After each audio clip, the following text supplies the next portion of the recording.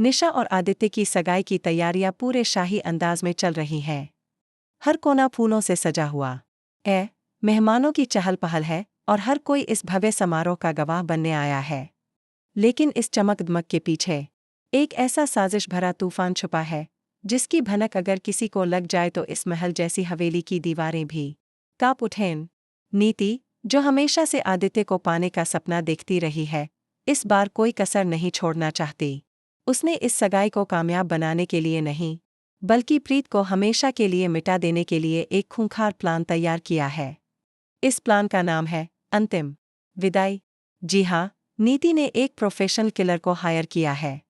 उसकी सिर्फ एक ही डील है, प्रीत की लाश इस महल से बाहर जानी चाहिए। किलर नीति को वादा करता है, जब तक ये फंक्शन खत्म होगा, तब तक प्रीत इस दुनिया में नहीं रहेगी। वो ना तुम्हारे रास्ते में आएगी, ना किसी और के। नीति की आंखों में तृप्ति की चमक है, लेकिन उसकी आत्मा में जहर भरा है। इसी बीच प्रीत को लेकर एक खुफिया खबर आदित्य तक पहुंचती है।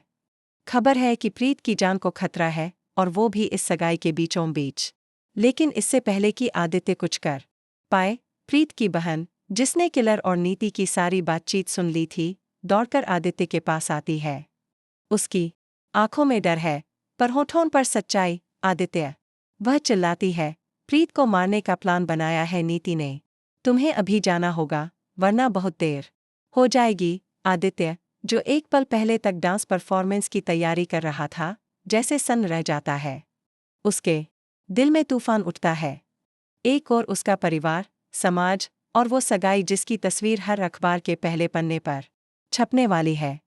दूसरी ओर प्रीत, उसकी पहली और सच्ची मोहब्बत, जो किसी को बिना बताए अकेली दर्द सह रही है। मैं कैसे अपनी सगाई की रस्में पूरी कर सकता हूँ जब प्रीत की जान खतरे में है?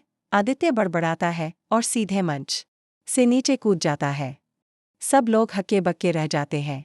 निशा की मुस्कान अचानक खामोशी में बदल जाती। उधर किलर प्रीत के बेहद करीब पहुंच चुका है। वह एक खाली कमरे में छुपकर उसे टारगेट कर रहा है। लेकिन तभी एक चौंकाने वाला मोड़ आता है।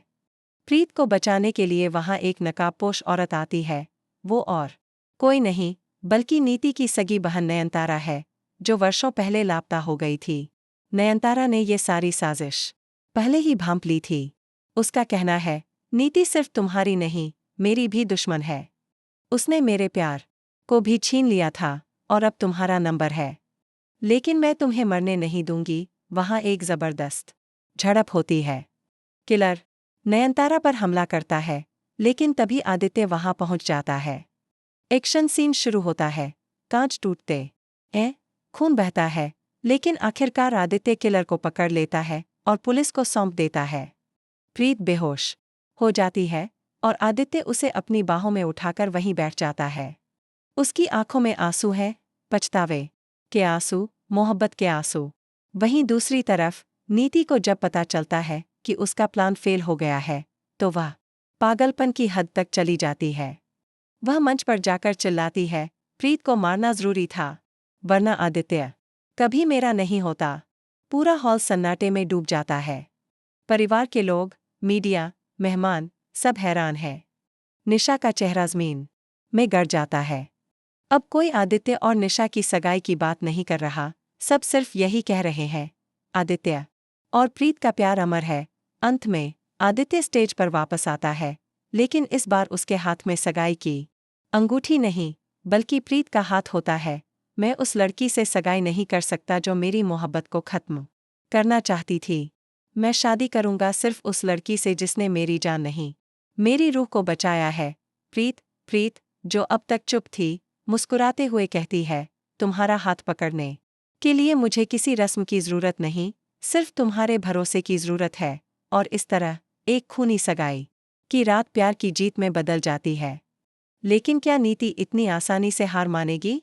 क्या वो जेल से भी प्रीत और आदित्य की जिंदगी को तबाह करने की कोई नई साजिश रचेगी? आने वाले एपिसोड्स में ये देखना और भी रोमांचक होगा। आप इस मोड़ को लेकर कितने एक्साइटेड हैं? हमें अपनी राय कमेंट सेक्शन में ज़रूर बताएं और चैनल को सब्सक्राइब करना न भूलें।